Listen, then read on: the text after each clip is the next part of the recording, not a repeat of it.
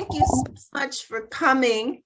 Thank you for joining us in our big grand launch of the Urbanization and Health International Art Exhibition and Global Competition.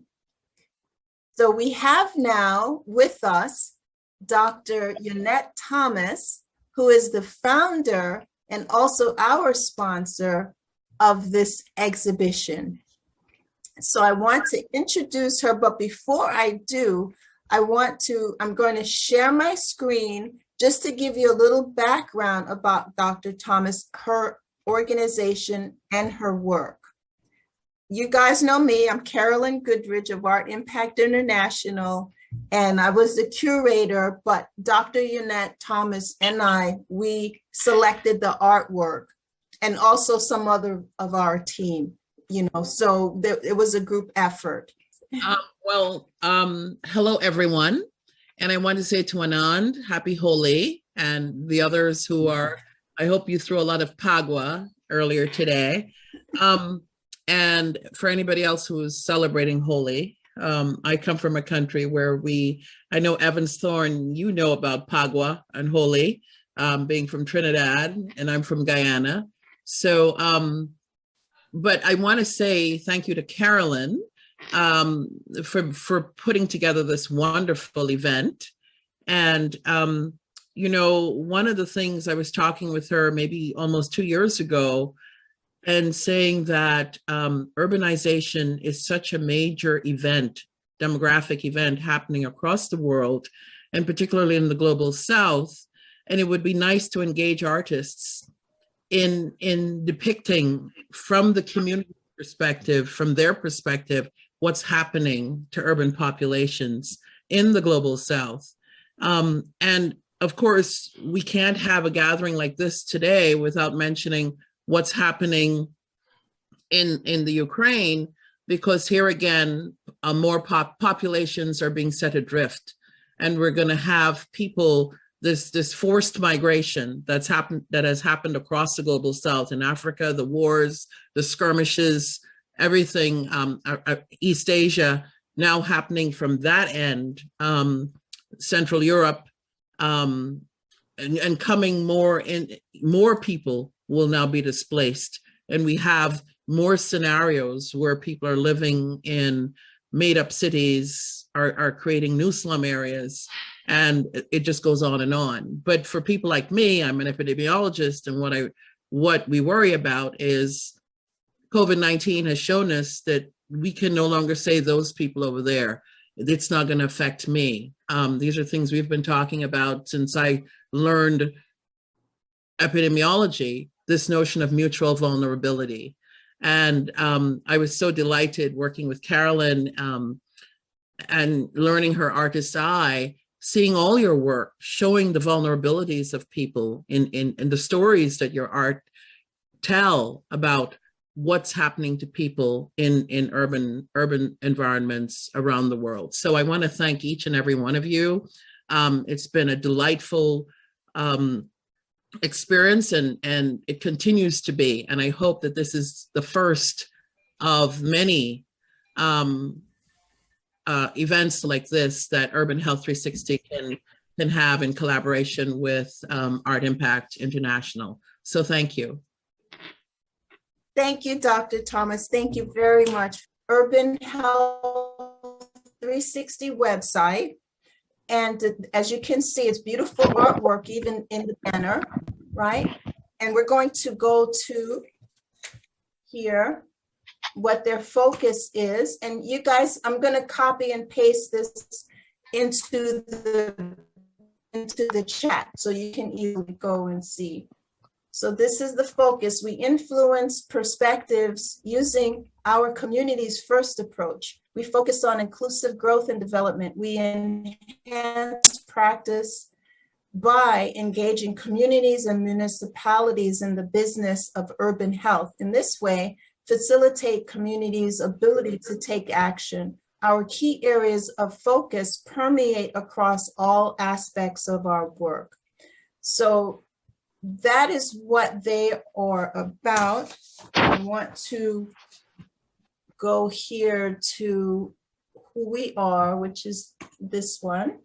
And this is Dr. Thomas, right? She's the president and CEO of the organization. And as she mentioned, she is an epidemiologist, a social one, medical sociologist by training. She has served as the chief epidemiology at the National Institute of Drug Abuse in the National Institutes of Health, held academic positions at University of Miami, Miller School of Medicine, and Howard University. And as a vice president for research, she founded Buongiorno. Did I pronounce that right? I don't think so. Buongiorno International. Yeah. That's fine. Okay. International strategic transitions to influence the progress, health, and well-being of individuals and communities across the world. So I won't read the whole thing, but I wanted to give everybody an introduction of the critical and important and significant work that we're doing. The artists, the scientists, the health workers, we're all pitching in together to make this planet a better place for ourselves and for our children, our grandchildren, even if we don't have children, at least the people that we care about and their children, right? So that's the mission also of our impact, that what we do, that it's going to help the planet. I choose to do this with artists. That's my mission. I'm going to stick to it. Right. And so I'm thrilled to work with Dr. Thomas with this project. We had an interview with two of the award winners. That was Evans Thorne, who is here today, and also Oyemi.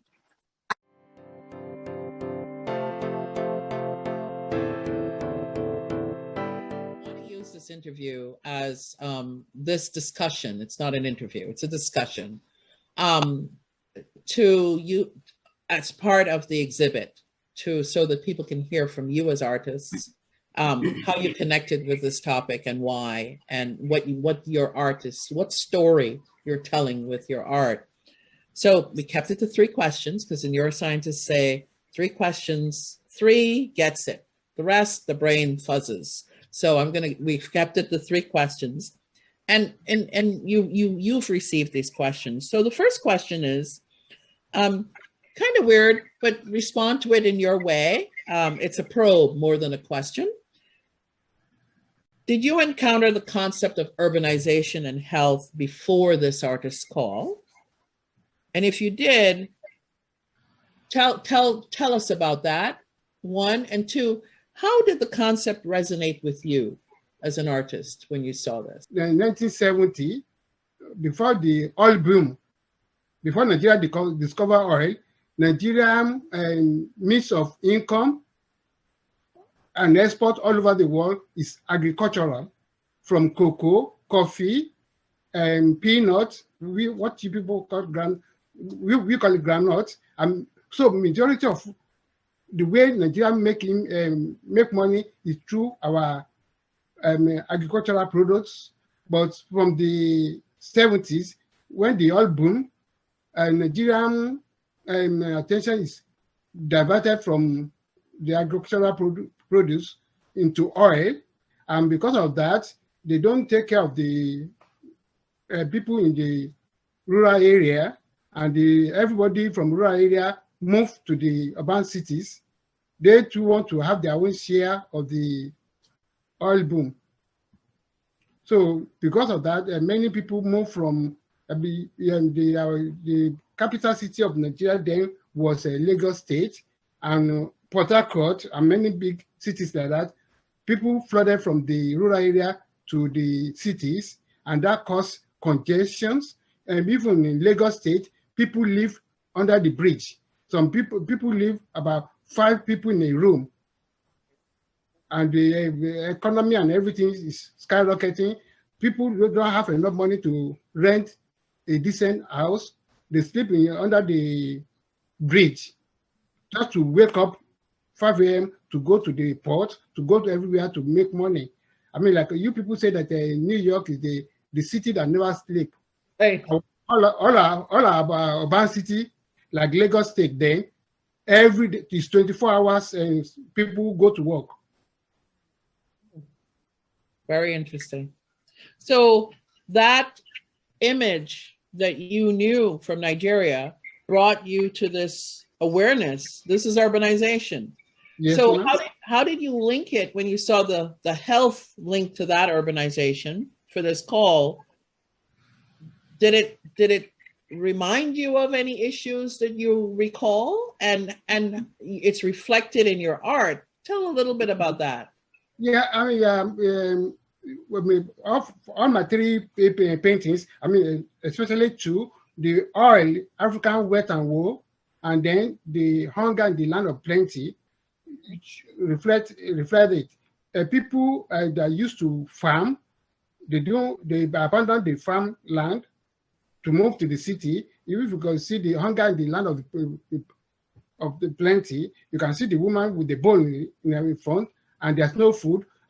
Little agricultural production were not sold to the people of the land. They ship it. If you look at the painting, they are shipping all Right. resources, shipping it out into the so-called fourth world, American, Britain, and co. And Yes. while the people in the country are starving. Yes. Can I share that painting? Yep. Yes. Okay. And while you share that painting before we go to Evans, sadly, a reoccurrence of that is happening with a different power, different colonial power. Mm-hmm. We see that happening significantly across Africa with China. Yeah. Yes. Yeah. If you see, okay, let's the other one, the one with the baby crying, is I painted all the other countries that are abusing African.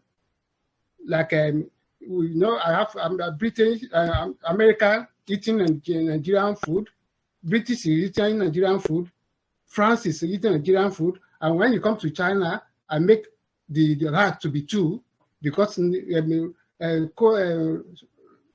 is the current colonial dominator in Nigeria now. The businesses, I mean, many Nigerians are out of work. The local producer, they cannot compete with the cheap produce from China. So those are the things that are taking food out of the mouth of, literally taking food. Nigeria, I mean, the baby is crying with gold chain on his neck, plenty Yes. of food in the front, but it's still starving. Mhm. Yes, yes, indeed. And that's a very poignant articulation of the issue. And here we have the second piece where the oil is literally in the water. It's killing everything around it, but you know, the prosperity is marred by pollution. Yeah, because from the painting, you can see the shack, the land where the oil is coming from. Yes. They live in a shack. The air pollution is there, the water pollution, and the children are taking water from the rivers that have been polluted by oil. So those many people that cannot stand it have to move from their local area into the city where there's a relatively clean air. Yes, yes, yes. Wow, remarkable. So given that, I want to transition now to Evans and ask you, Evans, your depiction, when you saw this concept of urbanization and how you heard your colleague linking it to Nigeria, when you saw this concept, how did it resonate with you and why? Well, health has always been a concern of mine. And during this pandemic, I made like 6 paintings. I had already created them because of the COVID. And how did you link this to your sense of this whole notion of urbanization? Because of the urbanization, everybody moving into the cities, there's always been homelessness.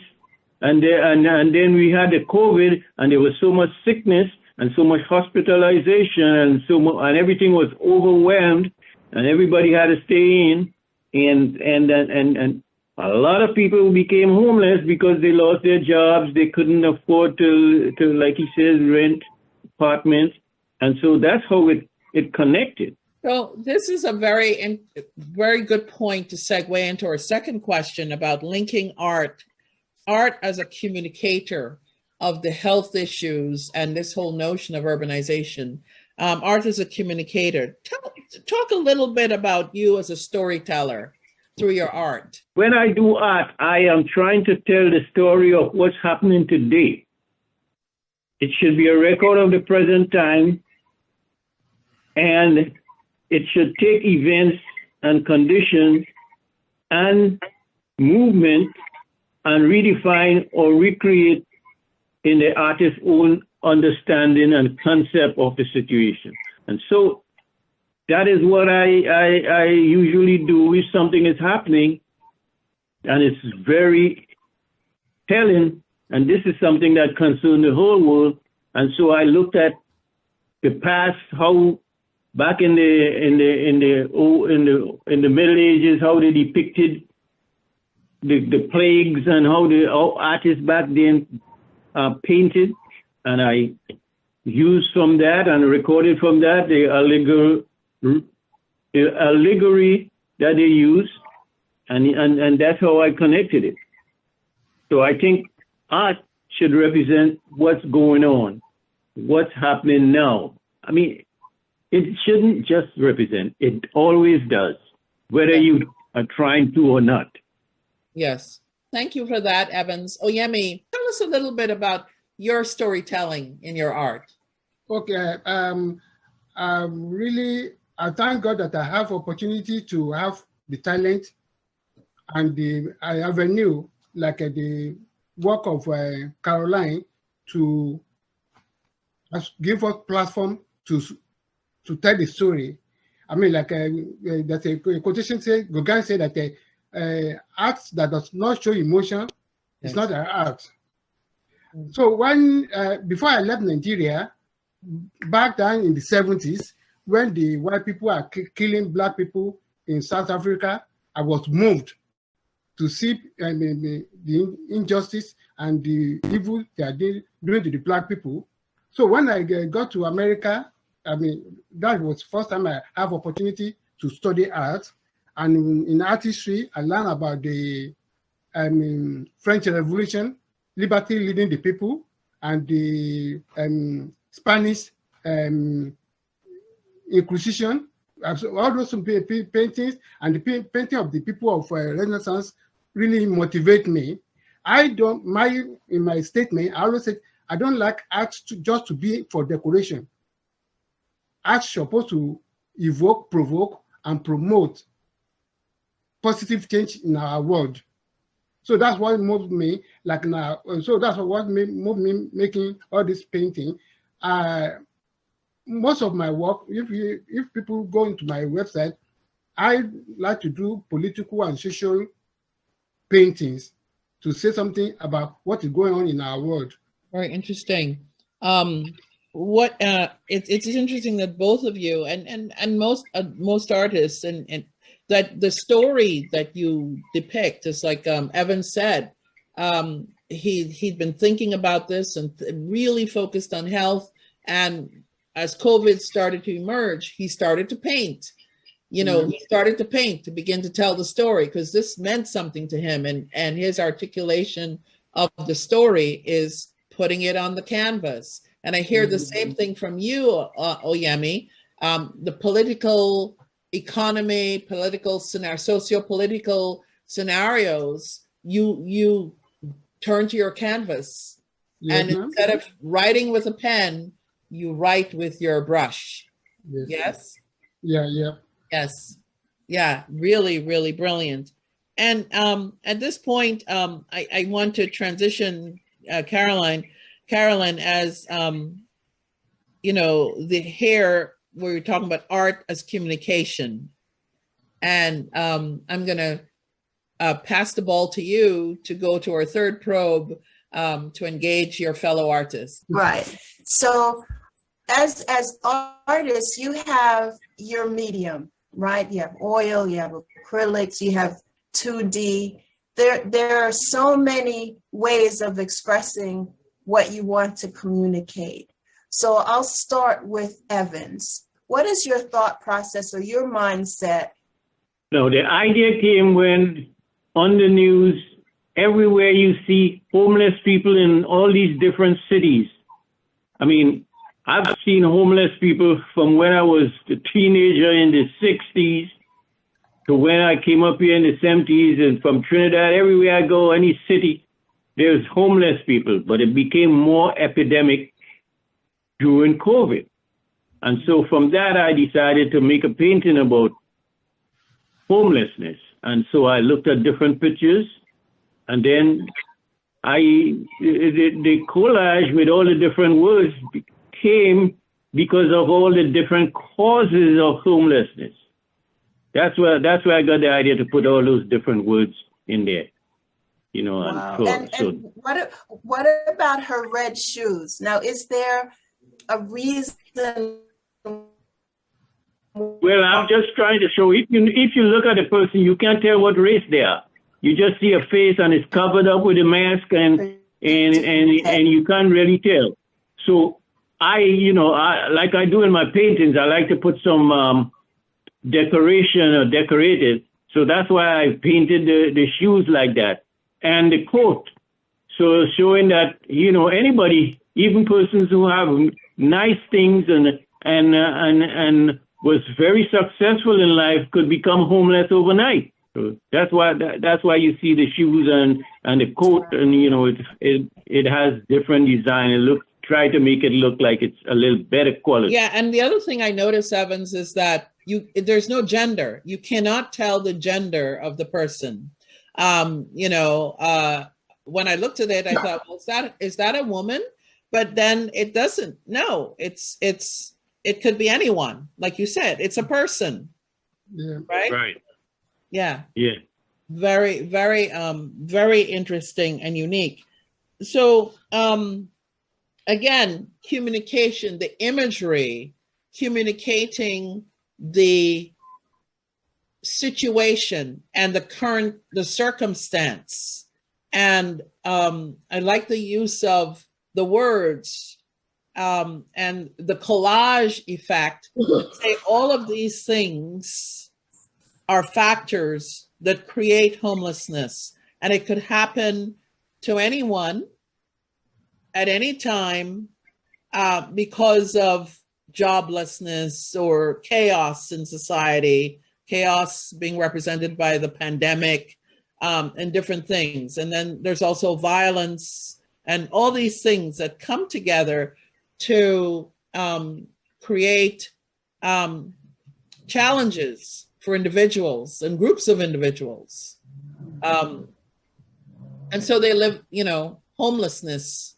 And homelessness is, for me, when I looked at it, it's physical homelessness, but it's also emotion and spiritual homelessness as well. I saw all of that.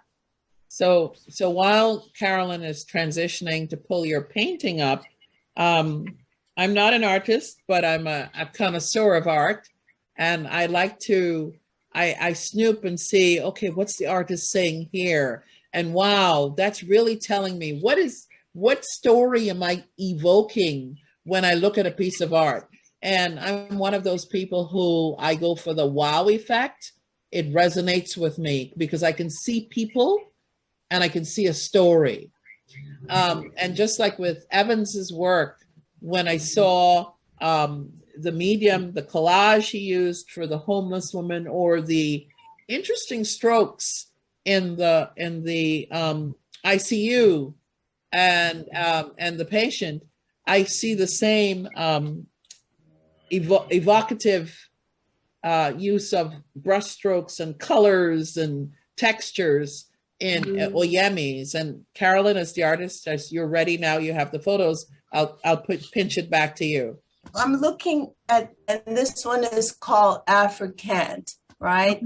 Yeah. And this is a story about it. Now, it's the exploitation of African people. And you give a very good explicative about this whole story. I'm interested, I'm just questioning here about it looks like a Chinese the rat, right? Yeah. With this Chinese hat on. Yeah. So you have all different cultures here. Yeah. You have another rat with another different hat on. You got different foods. So you're bringing in culinary arts, even to this painting. And we know how Africa and Biafra, how the children are shown as hungry, but Tommy looks full, even though his arms look really taut, tin hat. So how did you come up with, can you tell us about all the different countries that have, and even though here you have the sunshine, now Yeah. is that sunshine going up or coming down is one of my questions. These are the questions that I have when I look. Okay, thank you very much. Well, from the slavery to the colonialism, the Western world have been dominating Africa. Even up to the present moment, the economy and the political situation in Africa is being controlled by the Western world. If we have African leaders that want to stand up to the Western world, they will plan coup to remove him, to have somebody there to do their bidding. So the Western world, American, because American, Abraham Lincoln hat, that's American.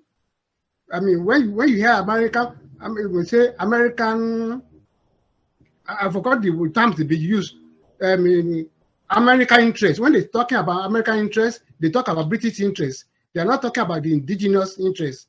So when the America goes into war, it's because of what they are going to get. When British go to war, it's not because they really have pity on the people. They go there for their own interest. So that's what I'm trying to show here. That Africa. I'm proud to be an African. Anywhere I go, I want to exhibit my work and exhibit my culture. That's why I dress this way. We have different negative image of Africa. Africa is not poor. Africa is rich. Atmospherically and everything, Africa is rich. People, a poor person can wear the same attire from January to December. You don't have to have a winter coat. The climate condition is perfect for us. We don't have a tornado that is too powerful. The only problem you have is the bad leaders. The bad leaders being put on African as a head of state for Western world to have our oil is being controlled by the BP, British Petroleum, and all these people. Yeah. So this is kind of, that's why I put. I don't want to insult the country, but I don't have any other way to use them to speak my mind about what is going on. They are like a rat taking food out of the mouth of Africa. That's why I put all those people there. Now, before right from the 60s to up to now, the Western world dominates everything in Africa. But when the Chinese wake up, the Chinese used to be away from the rest of the world. When the Chinese wake up, they are dominating everything in Africa.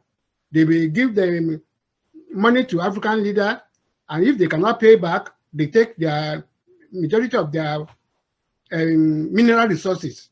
So that's why I put the Chinese as two rats eating Africa. Yeah. Because they are dominating everything in Africa these days. Wow.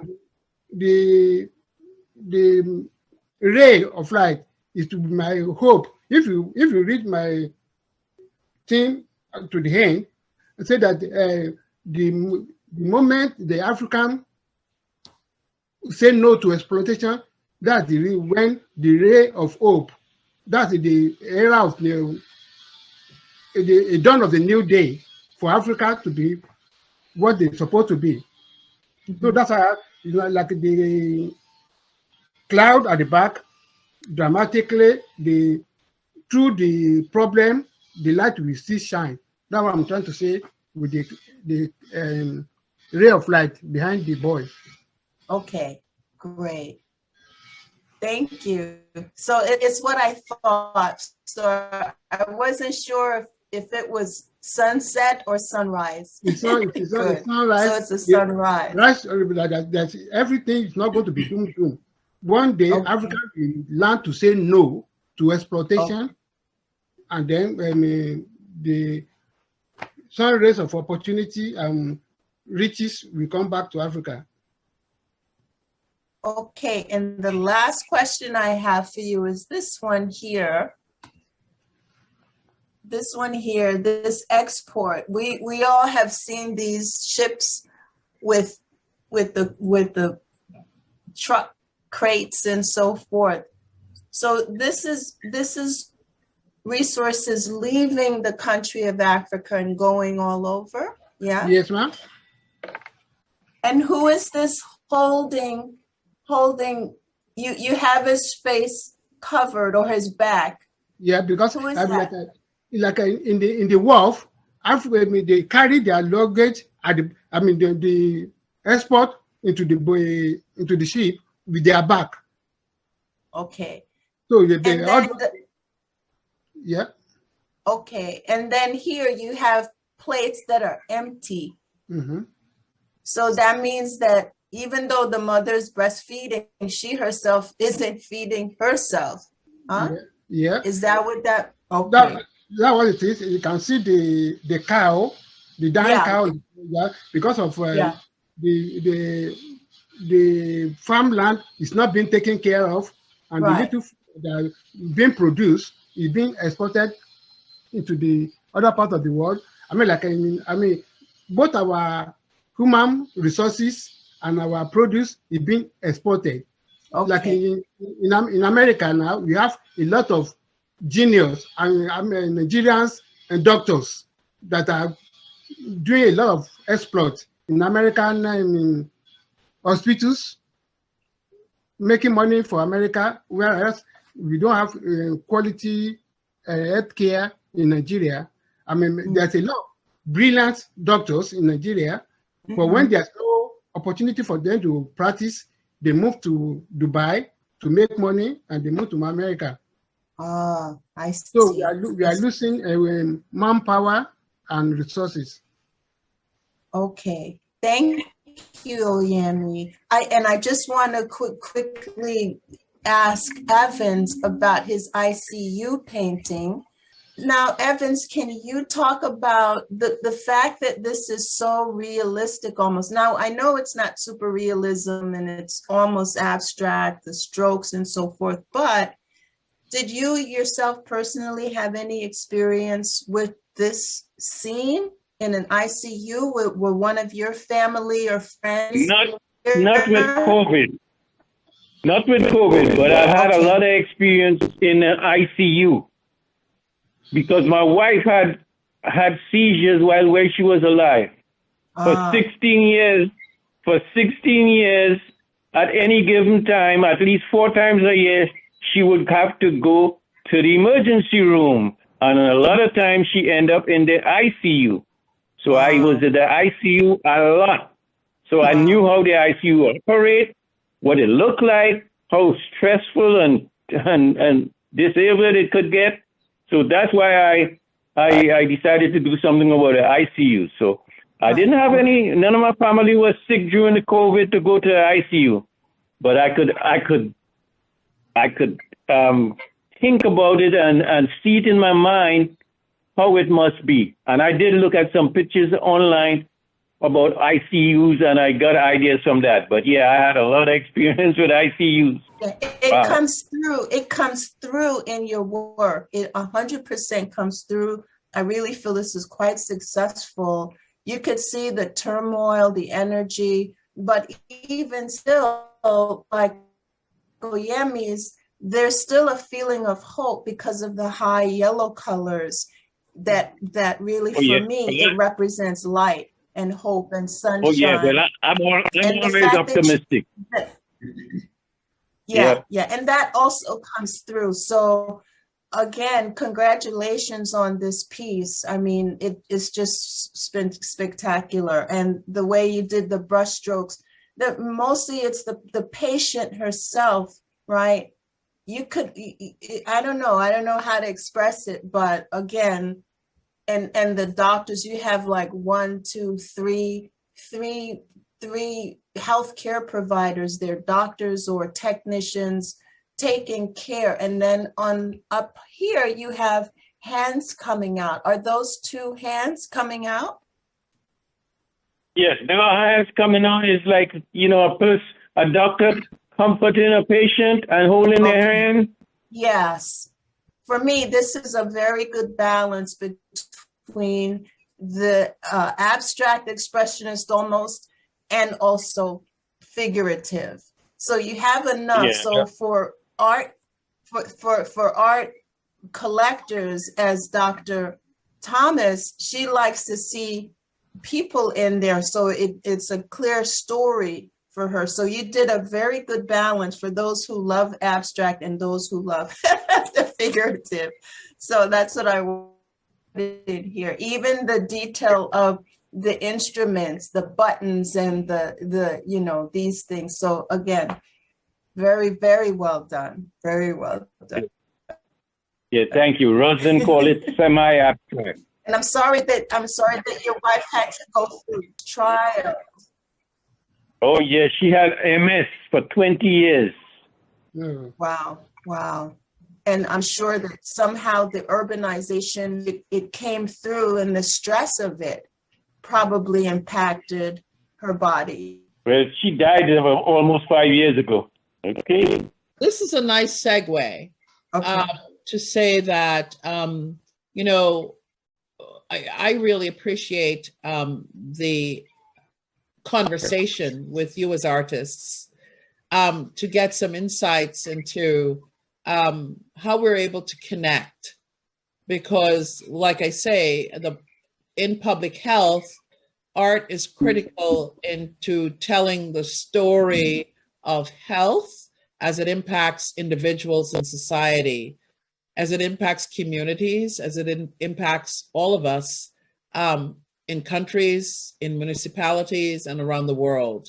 I know this is almost a cliche these days. People say the world is a global village, but the reality it is. And the notion of mutual vulnerability, because even looking at this painting of Evans's in an ICU, this kind of scenario is important, not only in the global north, but in the global south. And being able to provide care for every individual across the world is as important in a community in the UK, in the US, a community in Nigeria, in Ibadan, in Edo State, wherever you are, in Port of Spain, in Georgetown, because we are interacting human beings. Just as we, on this interview, are in different parts of the world, in different states, in different cities, it's the same. And so we connect with each other significantly through art. So I just want to say how important your work as artists. Carolyn herself, an artist, can link the abstract and the brush strokes and the story and the light and the scenarios. I come to it as a public health individual thinking, oh my gosh, this is the story of health in any community, in any city, in any country across the globe. I want to open up the floor to the artists who are also in the show, and I want for them to talk about the idea of communication with your art and how it is that you come to this event to show your art about this very important subject. And as artists, yes, we paint and we show ourselves and we exhibit, but there's the deeper reason that it keeps us healthy, or at least it keeps us inspired, and it keeps us in touch with that creative energy within all of us, actually. But as artists, we really get to it and we show it. So you can unmute yourself and share what you felt, what you saw, and your reactions, and also your feelings about the show itself and health and urbanization. So I'm going to actually start with Anand, because he is in India and it's like maybe 5 o'clock in the morning there by now. Anand, please introduce yourself and talk about your ideas for this exhibit. So tell us about your piece, Anand. Yeah, this photograph taken with a Nikon camera on a footpath. The Himalayas, the oceans, the Western Ghats, and the Central Plains. Anywhere and everywhere I go, all I look for free, happy faces. To my wonder, some of my most innocent and happy faces that ever I saw were in the busy streets of city or on a footpath. They showed me a path of happiness through contentment. Now I walk that path to feel happy and find peace. Families living in slums depict an urban view of ash-pond livelihood that still exists in some parts of authentic Indian civilization. The present natural nostalgical look of looking into the nature. So I want to show they are innocent, they are just looking into the nature. You can observe their dresses and their ornaments and their innocent look. Just came down from urban area. Very good. That I wanted to show. And it's very, very good. I mean, does anybody have any comment that they'd like to make to Anand about this piece or what we heard before? Let me just click away. This one is called On a Footpath, right? Families in slums. But Yeah. they're in slums, but they're still able to smile, right? Yeah. That's resiliency. Yeah. Who said that? You said resiliency. Someone did. Yes. Yes, that's resiliency. Yeah. Because it's Sharon. like the adaptiveness of it, that whatever your circumstances is, if you grow up in it, it's not that, yeah, we know that it's poverty and we understand that. But from a spiritual and psychological perspective, it's like we say in America, you make do with what you have. And Right. therefore you find joy in the making do, not with what you have, but with the making the do. Okay. So Sharon, since you're speaking right now, why don't we look at your piece as well? Let me just go back to our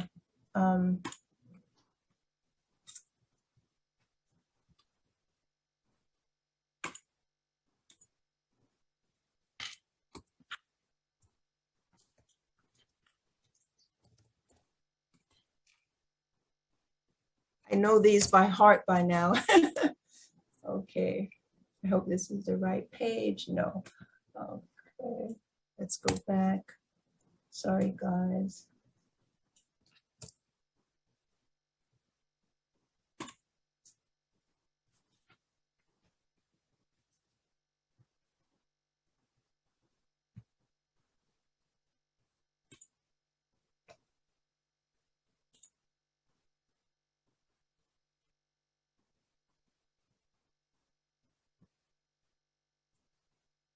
I'm going to show the work in the exhibition. It'll be a little easier for me to get to it.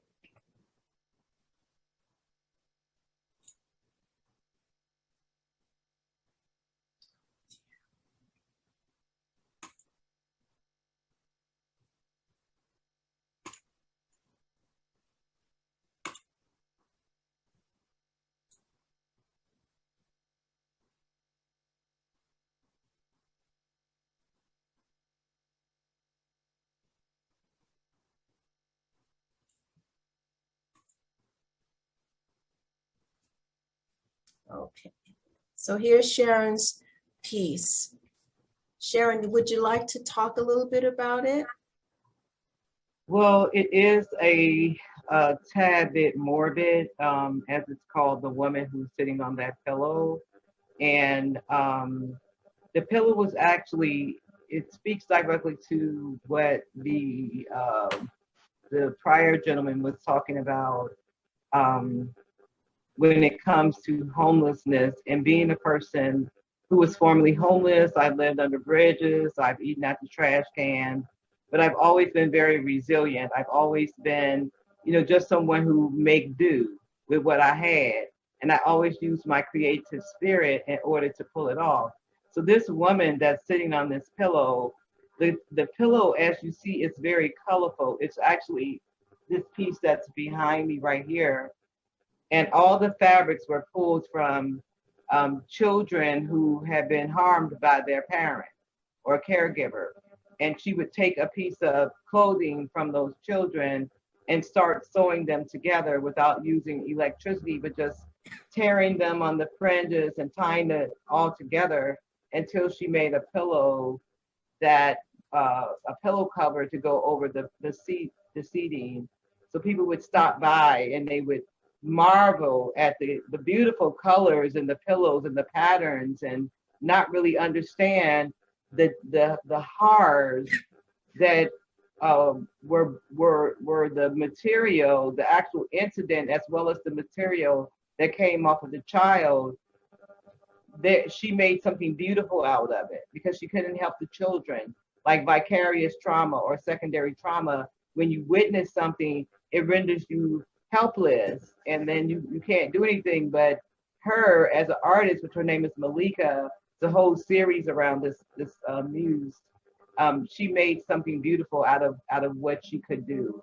She did what she could. Mm-hmm. Wow. Wow. A lot of texture and patterns here. Very great. So Sharon, as you said, you yourself were homeless. You yourself? Yeah. Wow. Wow. Yeah, I lived under a bridge. That's what, when we talked earlier, that's what my film is about, even though this isn't a film festival, but I wrote a short film called Letter to Naya, and it's about my experience living under the bridge and then having my children taken from me, losing all parental rights because the city didn't want the children living under the bridge with me, rightly so. But my life has turned full circle because my art is a healing tool. That's why it's distorted. Of course, you wouldn't see anybody with all of this colors in their hair. I mean, well, maybe you would, but it's surrealism. It's not real to what we would see walking down the street, but in my mind, it is surreal. It is a level of consciousness that comes with the healing, and it may be distorted because that particular traumatic incident has not fully been resolved. Right. Got you. Wow. Wow. So art really is a healing tool. It is. Around, right. For the giver and the receiver, for the looker and the maker. To Winifred. I know Winifred is here. Hi, Winifred. Yes. Yes. Good evening, everyone. It's nice to be here to see the work and to hear Carolyn talk about it. So tell us where you're from, Winifred, and what you do. Yeah. Well, I'm from Baltimore, Maryland, but I live in Silver Spring, Maryland. I'm a fiber artist, quilter, and also a mixed media artist. This particular piece that's on the screen now, I call it Cooking Out of Doors. And I wanted to show that in some parts of Africa, they don't have proper, kitchen facilities, and sometimes they do have to carry their cooking and other things outside. I wanted to show that even though the man has in a sense a presence there, he's not joining in with the cooking. I've used cowrie shells, and that's part of Africa. And the fabric piecing around is African fabric. Oh. Now, yes, my technique, of course, is to draw the collage or to make the collage on paper first. And then after it's made on paper, then I usually take it to a copy shop and blow it up to a size 8.5 by 11. And my purpose for the 8.5 by 11, so that I can use what they call inkjet fabric sheets. I take those fabric sheets and run them through the printer. Well, I put the image, the collage image, on the top of my printer, and then I put the fabric sheets in the tray. Then it prints out my image, and then I let the paper dry for perhaps a day, and then I rinse the ink off. And once I take the backing off of the fabric sheets, I have a piece of fabric. Wow. Wow. And then the fabric is then put into my hanging, and I work around it. Okay. Okay. Wow. So you do some stitching though too, of course. Oh, yes, I do the quilting stitches. Right. On this one, especially in the center, I do free motion, what's called free motion quilting. Okay. And I didn't do hand stitching on this particular one, but often I do hand stitching to hold the front piece, the middle piece, which is the batting, and then the back piece. Okay. Now this particular one, I must admit, is my favorite. Favorite because I was really, and in the other one too, I really was able to say exactly what it was I wanted to say. And I wanted to show that in Africa, and again, I'll say some parts of Africa, the women have to bring the water to their families. And sometimes they have to walk miles just to find water. And once they find the water, then they have to go back to their home. So sometimes hours go by just in the process of bringing water to their family. And there are times when this is done almost every day. And the lower part of this collage, you see the women walking to wherever the source of the water is. Again, I did the collage on paper, and then from paper, I put it into the printer, copied it onto the fabric sheets. And from that point on, I put it into the hanging. I also, sometimes when I send the image through the printer, it may not be as deep, the colors may not be as deep as I like them. And then I enhance the fabric sheet with fiber, with paint for fibers. And that's what I did. Some of the areas here, I actually had to paint with the fiber sticks. Wow. Beautiful, beautiful work. You can see the detail and the care that you took to create this piece. Very, very good. I actually have a question, if I could. Sure, please. You guys, yeah, if you have questions, go ahead. Okay. For your process, do you plan the fabric around that in advance? Is that planned out, or is that more kind of an intuitive, this is what I'm feeling, and so I'm, I have these wonderful fabrics around me and I'm grabbing them and using them? Or do you plan it and like go and, obtain them? Well, no, I have fabric. Okay. Quilters and people that work with fabric have lots and lots of fabric. I have a stash of my own and I'm a painter, so I understand this. Yes. Yes. And so again, these are African fabrics. And Wow. but I do, as I said before, I make my collage first on paper. Mhm. And then once I get the idea and it's exactly what I want, then I transfer it onto the fabric sheets. Mhm. And Okay. from that point on, I then build up around as a quilter. I then cut my pieces and then sew them on either by machine or by hand, and work around the main piece, which is the one with the woman at the top and the can on top of her head, which is normally how they carry the water.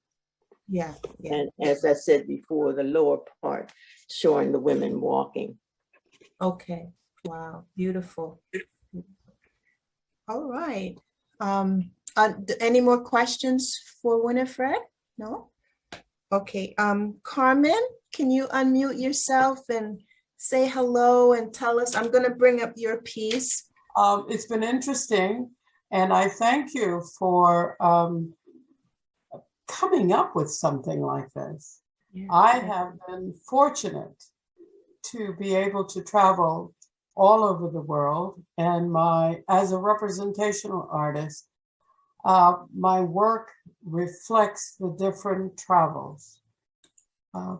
When you came up with urban problems, my focus during this period of my work, the first little girl is from Ghana. I didn't want to make everything so negative, downtrodden, but I could see this. As a Dominican American, I see this in my own country, the poverty, but I also see the hope that lots of these children have. Their mothers making sacrifices. I've been all over Africa, and I try to focus on each country because it's like Latin America. It's there, but every country has their own culture, same language, whereas in Africa, they do not. The next little girl I have, she was selling what in the Dominican Republic are frituritas, but she had a look of just staring ahead. She really affected me because there was no childlike symptoms there. She was just doing her job to help her mother, and it's usually always to help her mother. And I saw in many, many different countries, and I have visited many countries in the world where poverty, like the United States, there's some people that have extreme wealth and others that the children have to help out in order to survive. And as far as carrying the water, we do that in the Dominican Republic, in India, I've seen it. I even saw it in Russia, believe it or not. Yeah. Wow. The other little fellow, I can't remember the country he's from, but he was devastated he was just devastated. That's the look I got from him. Mm. But I still don't want to see these pieces as sad. My parents were immigrants to the United States, and I know that growing up, I didn't speak English when I started school, and I know how difficult, but because I had the opportunity of an education, I really saw my future going somewhere. When I graduated from high school, the principal of my school asked me, "What do you want to do now, Carmen?" And I was in a predominantly white school. And I said, "I want to be an artist." And she said, well, don't you think you should get a job to help your mother? And my answer was very simple. How can I get a job without an education? My husband said to me many years later, Carmen, whatever you learned at that school, they weren't talking to you. And I said, that may have been true, but I was listening to everything they said.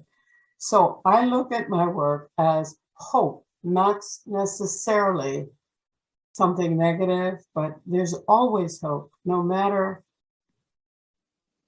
But it's for all of us to help. And this show, and you know, Carolyn, you've asked me several times, but this show is important to me because we show what's happening in the world and we see it. But this is helping, believe it or not.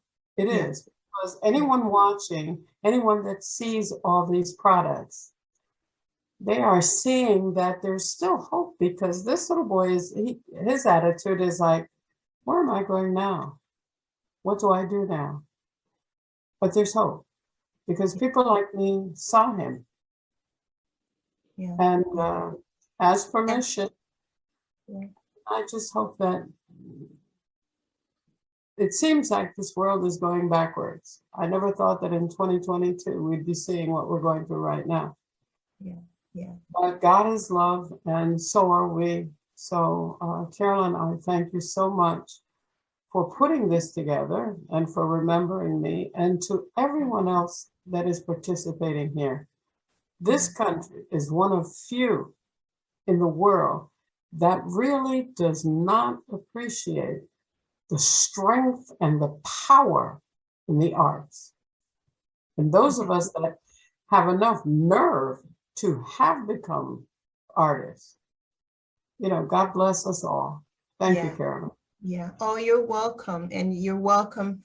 And also Dr. Thomas, you know, because she brought this to me because that's her organization. And you know how I feel about using the artist's talent, energy, and love, as you said it, is true, to help this planet. I don't think really anybody else can really make a difference like we can, because we bring that positive, hopeful, creative. It's the opposite, the diametric opposite of the destruction, right? Yes, things have to be destroyed and died to bring forth for the new beautiful things. Yes, but you don't have to kill everybody. You don't, you know, there's got to be some balance. And like you said, maybe we are going backwards, but that is one of the things that motivates me to continue working with all of you as artists. I know our power, and I know that we can make a difference. And so thank you, Carmen, for making that observation and that comment, that anybody who sees this will see hope. They'll see that there's still a positive side to this quagmire of a world that we're going through now. So thank you, everybody, actually. So I'll keep going. I've got my list, see? Carolyn, Yes. I would like to say how proud I am that my piece made it in with this august body of artists. Wow. That's Doreen. Yes, that's Doreen Reed. That's Doreen Reed. Doreen, well, why don't we look at your work? Huh? I call this seeking redemption because I've seen so many people over the years that are looking for answers, but they're also looking for solace, something to believe in, to realize, you know, we can. I'm having a hard time right now because I'm so excited. You know, the paint that I use, or the medium, is called Papeo Fantasy. And what you really can't see up close is this medium has within the color a moon shape and a catacomb shape. So you can see like there's all these different people that are looking, you know. Yeah. Yeah. I'm trying to zoom in on it. Okay, good. Yeah. Because this is what I see around me. I mean, I'm originally from Chicago and I'm living right now in Kingsport, Tennessee, but people everywhere around the world are feeling that they need answers as to why. And then, like I said, then they go for the solace too. Yeah. Well, thank you, Doreen. Dr. Thomas and I both saw your work, and we both could see, it's abstract, but it's also a little figurative. You could see faces and a mouth and a chin and eyes. Oh, And yeah. so for us, so thank you for sharing your work and adding to the splendor of the show itself. Thank you very much. Yeah. Thank you. Lamar, can you unmute yourself? And Hi, everybody. Great. Say hi. Where are you from? And your city and all that good stuff. Right now I'm right outside Washington, D.C. I grew up in Baltimore. So, and I guess I was born in Milwaukee, so I have a lot going on.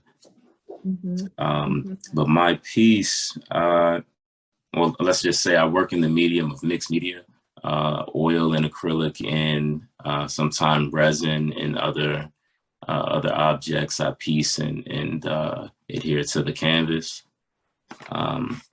But yeah, I really love the topic of this whole exhibition with the urban community being the topic.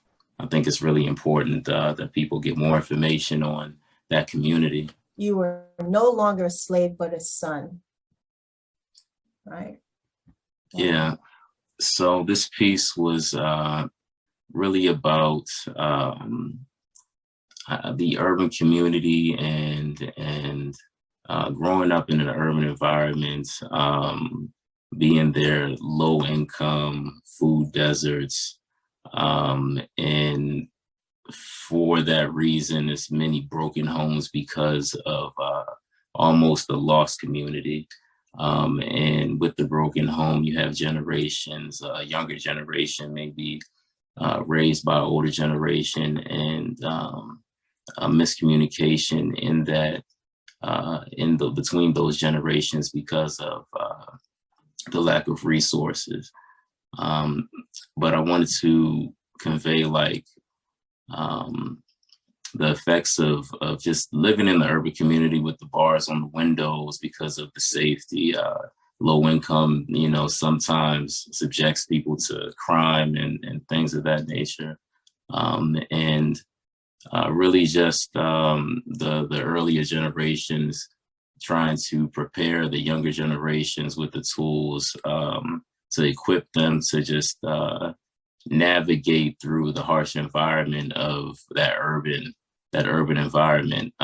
Being with the lack of resources, you still have to have the proper information of older generations to know what to do when things arise, similar to everything that's going on right now. So how long have you been an artist, Lamar? I mean, how long have you been using art to show the world a part of you that no one would know unless you did this, right? Right. How long have you been at it? I've been painting probably, I've been painting professionally for about 12 years. And, but as far as art has always been my really my healing practice for forever. I've probably been drawing since the age of 3.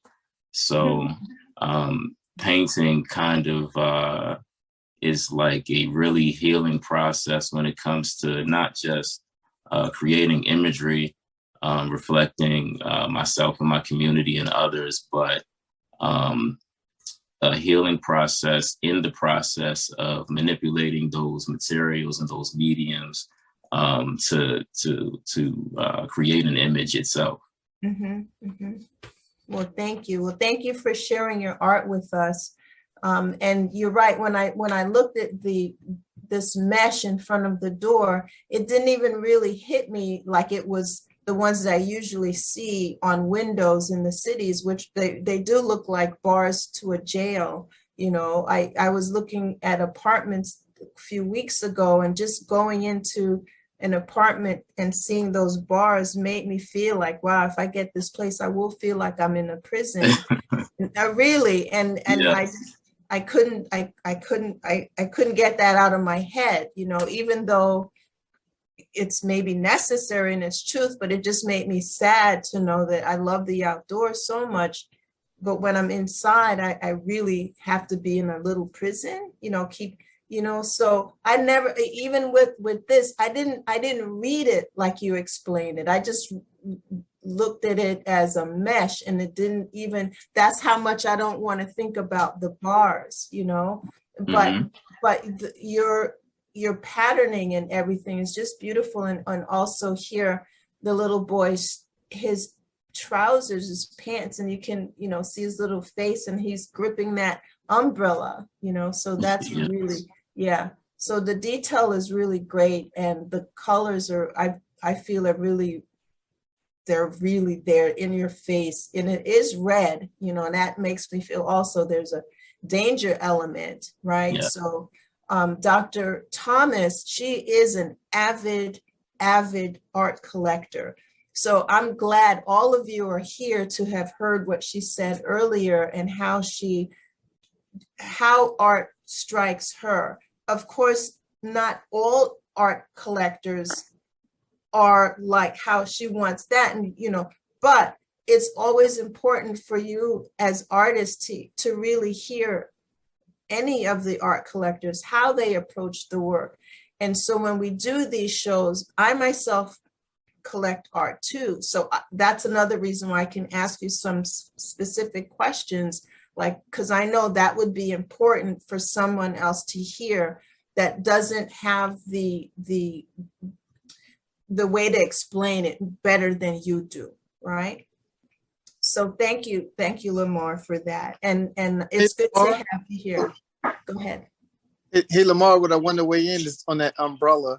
You know, that's a steep history in aristocracy of colonialism and even the Far East. So it was very interesting to see that as a symbol within your urban scape, because that speaks of that culture that is absent in the urban area.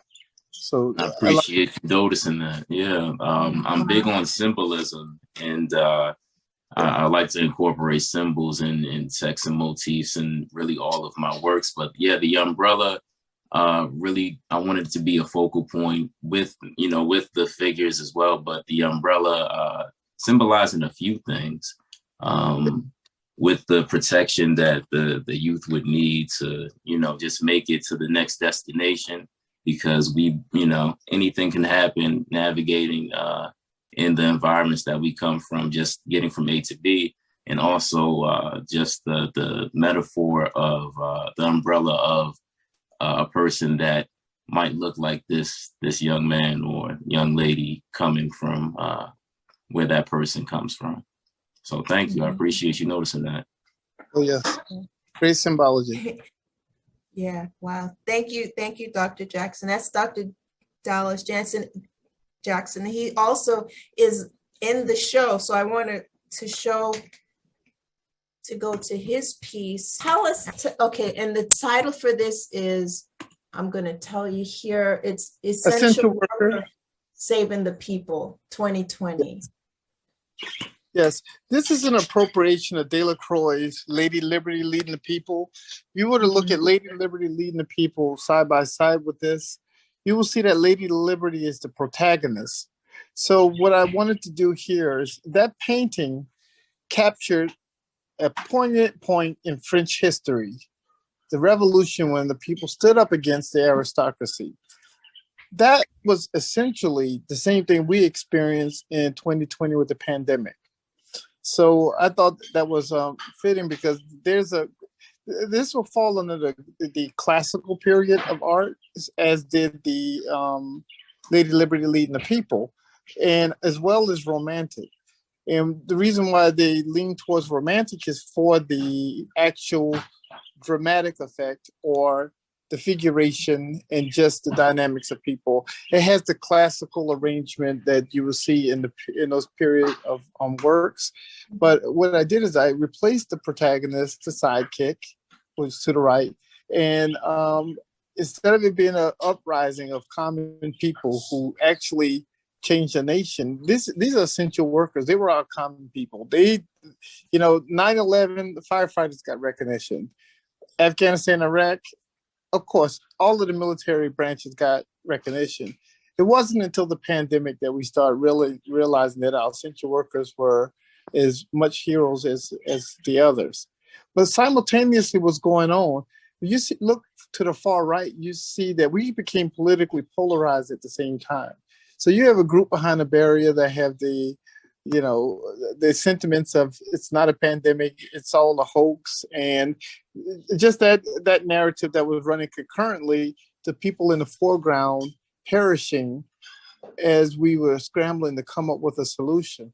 This was a point in time that really changed a lot of things. And I mean, also another painting that I have in this collection that was not submitted in here was one about George Floyd. I mean, at this pivotal point in global history, we start seeing the end result of the lack of adequacy in urban healthcare, opportunity. You saw homelessness, you saw food challenges. All of these things came to the forefront, came under one major global event. And then you had the George Floyd incident that piled on top of it. And then you had a political system that was in upheaval. This one is the essential worker saving the mass, but what it shows is another level of complexity. This is an appropriation of Rembrandt's The Wreck on Galilee. Of course, that painting is stolen and has not been found, but I thought that this kind of brings us to the whole idea of being in the same boat. You have, someone wearing a Black Lives Matter shirt rowing the boat. You had the then president that seems like he's oblivious to the catastrophe that's afoot. And then you had other people scrambling with different dispositions on the vessel, either supporting or against, because these were actually painted during the time I was at home under stay-at-home order. And I'm like, we are in a point in time that's going to change the way we work and think. I mean, as a result of this, of course, I have to keep mentioning the George Floyd incident because we had all of the Confederate symbols come down. We had people that went out globally and protested during a global pandemic with no cure. And the irony in that entire episode is that while we're struggling to try to save lives, there was never anything reported about mass casualties as a result of protesting in the streets across the globe for social justice.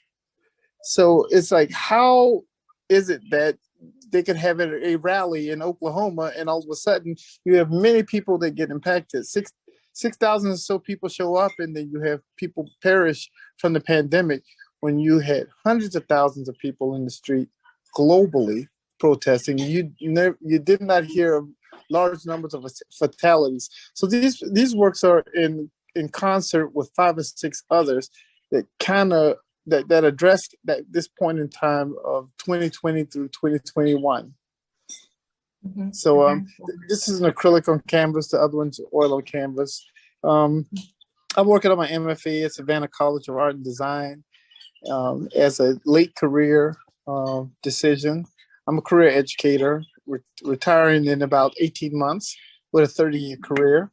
And so I do have a bachelor's in fine arts, been an artist for 30 years, but I said, you know what, my next move is to do my MFA and get out of the education business because I have a lot of stories to tell about being in that industry for 30 years.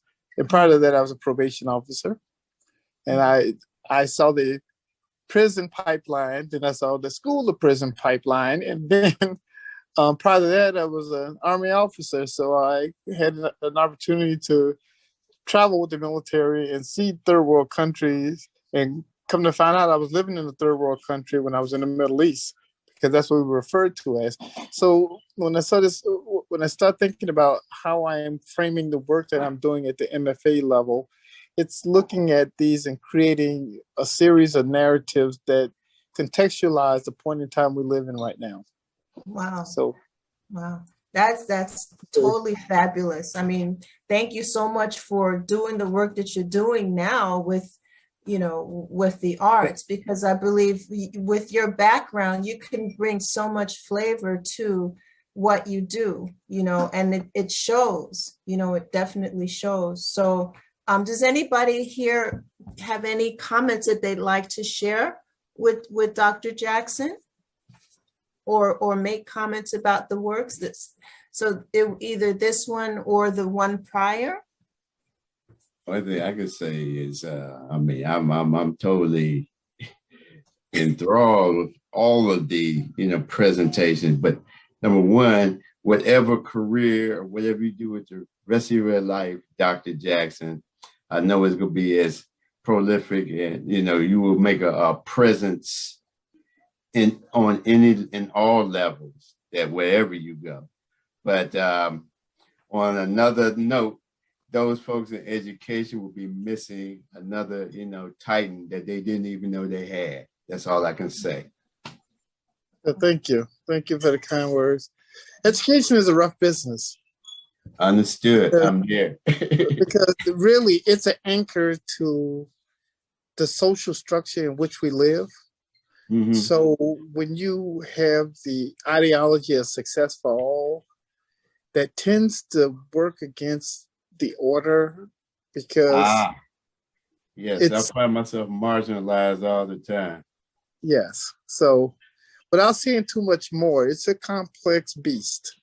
Yeah. And I've had to, you know, I've grown up in the business, and I'm a wiser person now, having taken on fights throughout the years to try to really change lives. And systemically, it's not designed to do just that. Right. I mean, when you think about a bell-shaped curve, there are institutions where you don't have a bell-shaped curve, but just like there's a mortality rate. And how is it that a pandemic is so smart? And this goes back to urbanization and health. How is a pandemic so smart to know to pick the most frequent population of people that end up being the least educated, the least affluent, the most incarcerated? How did it know to go to that same population and per capita? That same population happened to be they had the mortality rate through the ceiling compared to other groups. I asked the same question. Yeah, I don't believe it changes that. all the time. It's still changing and mortifying, Right. and you know, so it's something beyond a physical thing. It's something that goes on all levels, and you know, it seems like it seeks out certain things. And just when you thought, you know, it was safe to go in the water, here comes something else. Right. But it's still part of the same, whatever it is. Right. Yeah. But Ms. Goodrich and Dr. Thompson, I thank you very much for put this on, and I was glad I was able to get in. Awesome. Yeah. Thank you. Thank you. I'm trying to get to Donette. I know she's here. Donette, are you still present with us? I wanted to show, here we are. There we go. Is Donette here? Yes. I thought, oh, there you are. Can you talk a bit about the love, fear, loss, and hope, and just the piece itself? Okay, those were the emotions that the COVID-19 pandemic evoked in me, in many people, I imagine. It upended our lives, our sense of normalcy, our sense of place, our relationships, whether to work, personal, social, everything changed in a matter of a couple weeks. And we were not sure what, the parameters of the pandemic, the parameters of the disease, how it was spread, a lot of things. And then we had so much misinformation. So people were living in fear, but trying to maintain hope. And we had a lot of losses, but the circumstances brought us closer to people who we valued. Even occasions like this, the Zoom calls and the rise in the Zoom calls was a way to connect with people. And of course, the poor and the urban poor globally experienced this pandemic worse than most people. They were already living on the edge, so this was just enough to, send everybody tumbling over.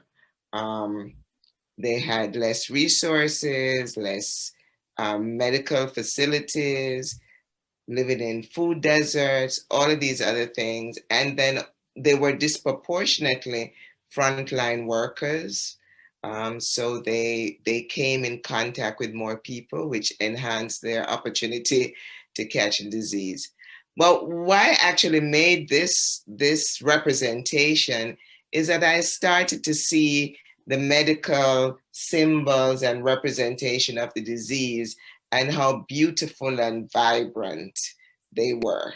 The first time that caught my eye was when a childhood friend got cancer several years ago and eventually died.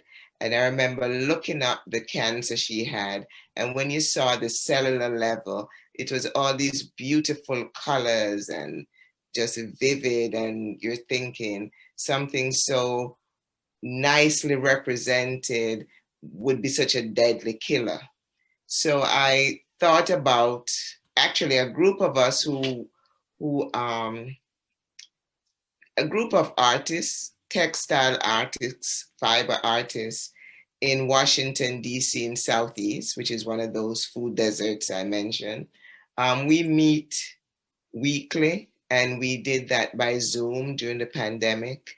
And as we supported each other and made masks, we made thousands of masks among us. And figured out where to get the vaccine when we got that, and where to do this, and how to shop, and how to stay safe. We decided to have a challenge to the group. It's just a group of about 10 women. And it was to do a small quilt, 20 inches by 20 inches, representing your feelings and emotion. So I chose to use silk, which I've always thought to be a beautiful texture to work, not easy to work with, but a beautiful texture. And then the vibrant colors, and the process I used was the quilt was machine pieced and quilted, but all the lettering was hand appliqued, and the coronas going out from that, the spikes going out were represented by wool, felted wool in felted wood balls, and I used seed beads to anchor those down, and in the center, seed beads. So it's a very beautiful representation of, you would think of just a wonderful image, but representing so much loss, but balanced by the love, and evoking so much fear, but balanced by hope. Thank you. Wow. Cheryl Hurd, I'm going to jump in and just say how rich this is. It's so beautiful. This particular piece I'm really drawn to because I love textures and I love felting a great deal. But every piece that's been shared is so deep, and it's just juicy. And and the discussion is very fulfilling. Thank you. Oh, you're welcome. And thank you for those wonderful comments. Because, yeah, we like feedback like that to know if we're going in the right direction, if this is helpful. Yeah. Carolyn, I would just like to say about this piece, it's interesting. I was listening to see Donette would have said something about the beads on the wool felt, because when I saw it, I thought of the virus, the spikes, the suction spikes on the virus. And it made me think a little bit about the conversation that Dallas Jackson and I think Charles were having about the cause and why is it the virus chose these particular areas and particular people. But you have to understand that viruses are non-discriminating. They don't care. They're opportunistic. They're looking for the host that is most available and is most vulnerable. And this is why I think this art is so important for depicting what's in urban health, an area that I now focus on, because we talk about the social determinants of health. And the very people who are vulnerable are more likely to be impacted by viruses. But what we saw with COVID and what we're still seeing is that it's non-discriminatory. You could be very rich and you were pulled down by COVID. You could be very poor and you did not succumb. So I think about it from that perspective as well. That's why I use the concept of mutual vulnerability. This is what next week I'll be talking at the United Nations about this very thing. So the issue of social determinants is depicted in Dallas Jackson's work so beautifully, and everybody's work speaks to the systemic disenfranchisement of people, the systemic isms, racism, disparities. We talk a lot about disparities in health, and that's why your art is so important, because in my work, I never thought that when I trained that, first of all, people never knew what an epidemiologist was. So my colleagues and I we moved from being unknown to being hated. And so it's important, the art that you depict is one, for me, is another frame, another medium of saying to people, this is how it impacts lives. This is how health, how the way we live, how people in communities interacting in societies, whether you're in India. What we saw happen in India, Anand has gone, was the reverse migration of people. It was the highest incidence of reverse migration since the partition. That was in the 1940s. That's what COVID has done and continues to do.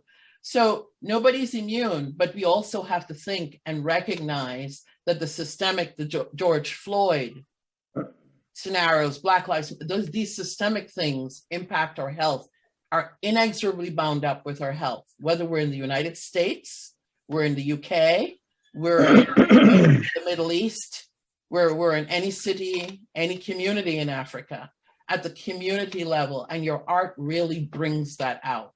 So I just wanted to add that. Thank you. Thank you, Dr. Thomas. Thank you. Cheryl, I think I can hear your voice. I'm so sorry. I've been doing gardening today. Okay. And I don't know what has happened. I think I had to take something for an allergy. My throat, my voice is, I'm having trouble talking and just, yeah. So, okay, well, we won't ask you to talk too long then. Okay, these pieces that were the development and the progress of my Roots and Remnants series is about family, history, and storytelling. It is about the roots that stabilize us and hold us and ground us where we are. And the roots can be reestablished and replanted. Historically, people have had to be uprooted in their lives, leaving remnants behind in those places. So these were original, my goodness, these are original designs based on stories of human movement. And they were based on my own family. When I found out that my family, that I was actually from the Deep South. And where I was born was in Massachusetts, north And I came to find that our family migrated from Alabama, and we migrated due to, racial issues, and we had to travel. My great grandmother and my grandmother, and my mother, we all had to travel. Well, I wasn't born; it wasn't me, but they traveled north to find a better way of life. And my great grandmother was determined after the birth of her 2 grandsons to move from the South and to move north. And so my maps are reflected in the uprooting of their lives and the remnant of what was left behind. So these maps are a family legacy of migration, fleeing lynching and Jim Crow laws in the South. And they are all textiles, no paint or anything. And what I had done was use the beading and the fabric and stitching to indicate migration and movement.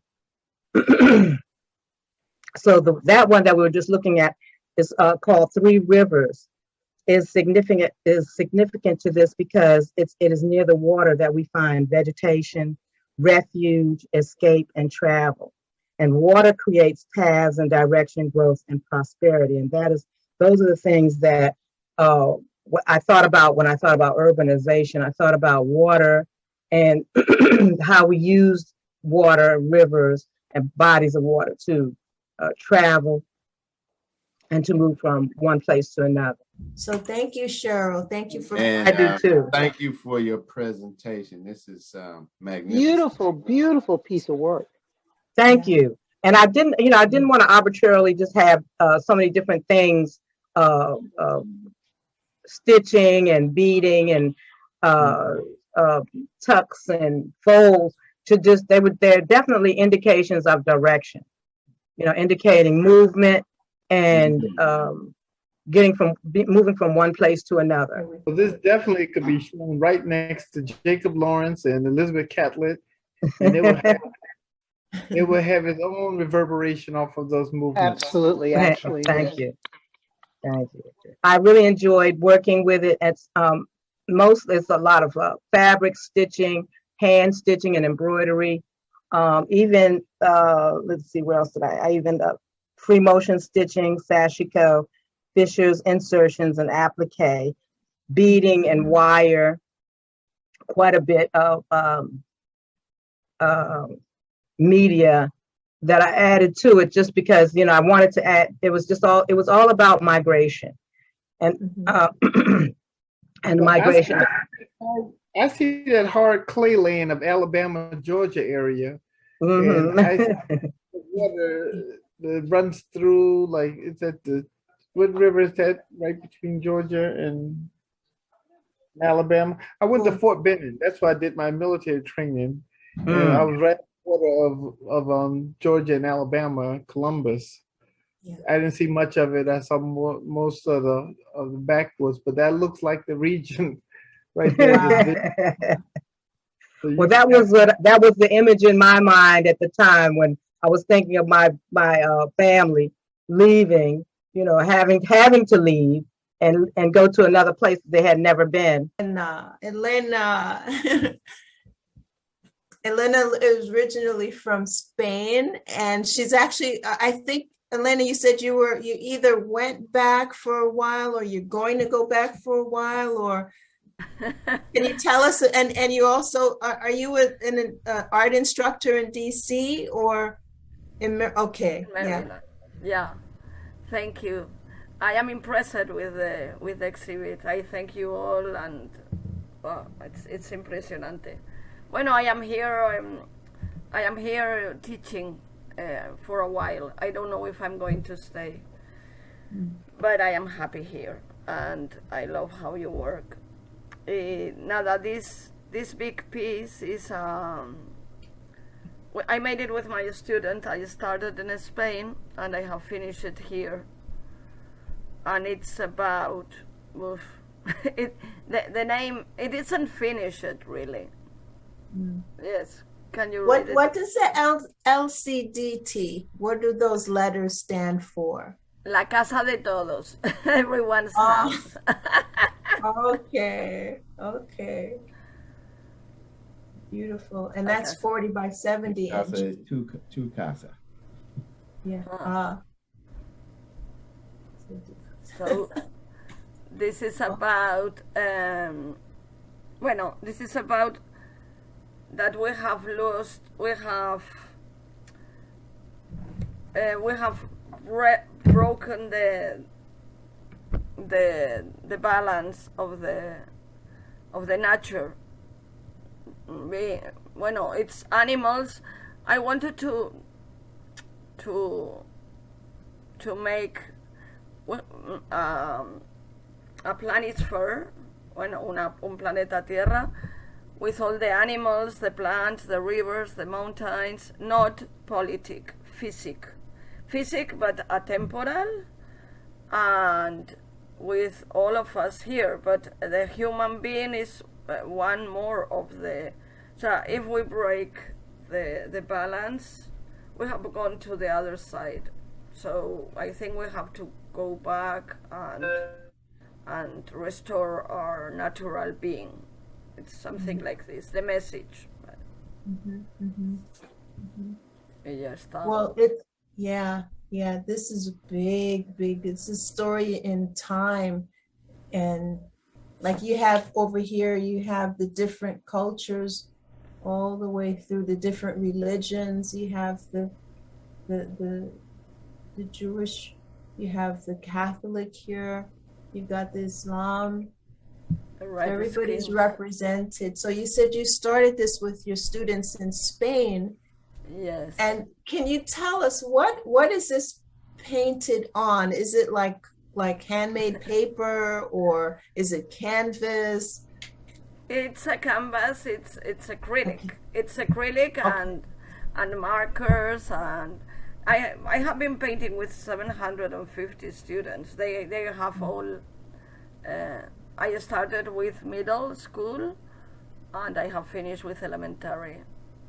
But wow. they have been engaged, and I don't know. I think it is not finished. I will go on because I wanted to. I don't know where space you're gonna put more stuff. It's gorgeous. Yes. Yeah. I would like to paint the, I don't know how to say it in English, vertido petróleo. When the soil goes to the sea, the soil. Oh, the oil. Yeah. Fertilization, to make it fertile. Yes, I would like to paint on it. I don't know if to make another version or to paint on it. What is the human beings? What are we doing? What are we doing with our little earth? It's our home, and I think it's the only thing we should think about. What are we doing? What have we? Because we have waste in 50 years what the earth has been making on 5,000 million years. So what should we do? I think that is the message. Yeah. Beautiful message. And we were happy to have you as being a part of this, because the urbanization is in the South, it's in the North, it's in the East, it's in the West. Not just the urbanization, but the effects of it, I should say, the effects of it hits us all over the place, and all life, the fish, the people, the animals, the plants, sure. So, and you've depicted it so beautifully here, and with the people you include, and like you said, the students, their collaboration together, I'm sure that was also very successful, and sometimes maybe, I know how children can be, but it must have been a Herculean feat that you got them to work together nicely enough to create this very, very, it would take you hours to really look and see and think and just experience the whole piece. But thank you Thank so you. much for that. Thank Does any, I thought It's you. beautiful. Said it It's all. beautiful. You said it all. You covered so much, and then also just the magnificence of this. I guess you could say on some level, some of my medical mentors and other folks say, you know, the ripple effect, what hits one space just resonates to everybody and everything. And all the things like you said, that have been done in such a short period of time has destroyed eons of creation. So, you know, everybody's stunned and, you know, nobody knows what to do. And it's really on the level, what can we do to reverse? What can we do to really reverse that? That is a major message. But just, you know, the realization that people only take a moment out of just looking at this and stop, that might, you know, get to the psyche of conscious people. But then there's a whole bunch of folks out here that are unconscious, and, you know, we just do what we can. And maybe that will give some kind of, I guess you could say, apology on the minutest level for what we have been doing for as long as we've been here. Yeah. Understand. What is the size of this? This is 70 inches. I'll click it again. It's 70 inches wide by 40 inches high, almost 7 feet. Elena, Lovely. I just want to thank you from the bottom of my heart, because I believe the way out of the mess that we find ourselves in is through the children. And you have brought the children in on such a beautiful and important project. So I thank you. Yeah. And Donna, thank you for those comments. Can we show them your work now? Absolutely. Okay. Be All honored. right. Help spiral from despair to healing. And this initiative, I just want to thank you, Carolyn and Dr. Thomas, from the bottom of my heart. This initiative really touched me on a lot of areas. I was dreaming into for a while to create a painting that was a spiral, and that the spiral would tell a story. And when I saw this project and this initiative, it was just a perfect opportunity. And also for 15 years, I worked for a social service agency whose mandate was very, very similar to that of Urban Health 360. So these are, and being an artist, so these are topics that are very, very near and dear to my heart.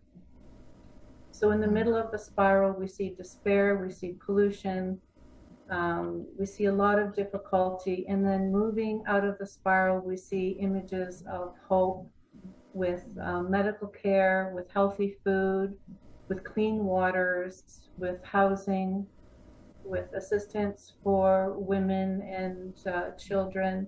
And finally, it ends up with an image of the globe, and I feel this image of the globe is a mirror for hope. And for me, the butterfly is very symbolic of life and resilience and hope as well. Wow. And these are the butterflies. You have 4 of them here. No, It's sorry, actually- 5. actually Yeah, 7. 5. Yeah. How many? 7. 7. I missed 4? Uh-oh. I want to jump in.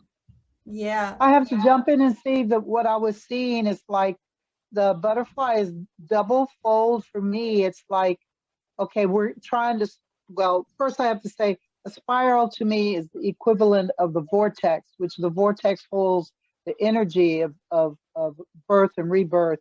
And so I see your butterflies to me also look like eyes that are closed.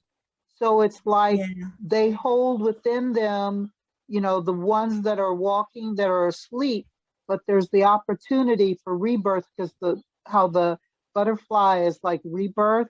I just really think this is beautiful. And also, like when you talk about a seed it looks like a seed, and a seed is, you hold things growing, new birth inside of that. And so this is really beautiful and a very powerful piece for me.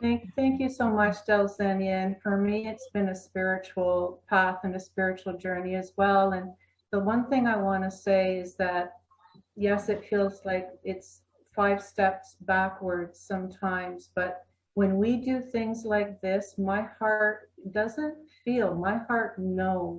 that there is a ripple effect in the world through art, through beauty, and I know that we have an impact on this world.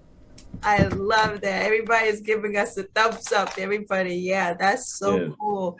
So I would just, from my bottom of my heart, thank you, all of the artists, for sharing your work, for showing up tonight, for staying even this long. Yeah. So thank you. I learned. You learn every time, and it doesn't end. And the educator in the room knows that very well. But I learned tonight. I was quietly listening, and in fact, I'm writing something here on Global South Urban Health Informatics Network. And as I listen, some of the words I was writing things down, words, coming up from what I heard from you. So I learned, and from the bottom of my heart, I thank each of you, because the expression, the articulation, what you see and how the world looks helps me and my colleagues and the people in my organization to benefit and to hear this and to learn. And so it propels us on, and we're all in this together. So thank you. Wow, well said. Wow, that's great. Thank you, Dr. Thomas, for sponsoring this event and the whole year-long thing. You've been so generous with you and also your team. They've helped us pull this together. And again, this is just the beginning. This is the launch. We've got a lot more stuff to do together. So don't lose touch. You know me, I'm always sending you guys some kind of communication, right? Email or text message or something, right? Because I just want to remind you to keep being creative, to know that I'm not ever going to stop what I'm doing. And persons like Dr. Thomas, who we come together, we do better when we work together. And so this is showing us, right? So please, you guys, give us your closing remarks or suggestions or anything you'd like to say as we close out our evening. Thank you very much, Caroline and Dr. Thomas. We really appreciate all you have done to bring us together, and the quality of the show is marvelous, it's wonderful, excellent. Thank you very much. You're welcome. Yes, thank you, Carolyn. I love the subject matter. Excuse me.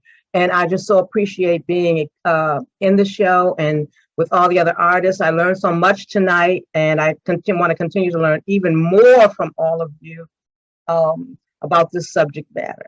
Thank you.